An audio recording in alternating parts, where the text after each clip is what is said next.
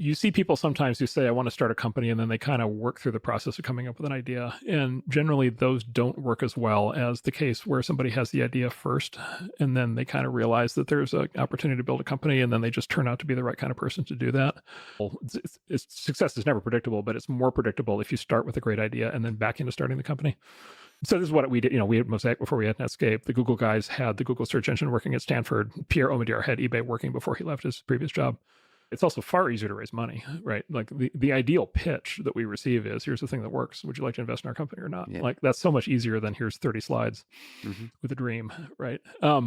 And then we have this concept called the idea maze, which our Balaji Srinivasan came up with when he was with us. There's a mythology that these ideas kind of arrive like magic, or people kind of stumble into them. It's like eBay with the pest dispensers or something.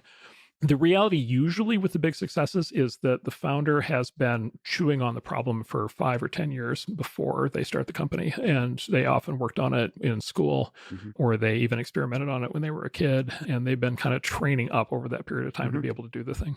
So they're like a true domain expert. And it sort of sounds like mom and apple pie, which is, you want to be a domain expert in what you're doing, but the mythology is so strong of like, oh, I just like had this idea in the shower and now I'm doing it. Like it's generally not that.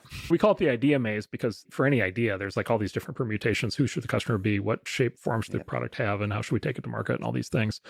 The really smart founders have thought through all these scenarios by the time they go out to raise money. And they have like detailed answers on every one of those fronts because they put so much thought into it.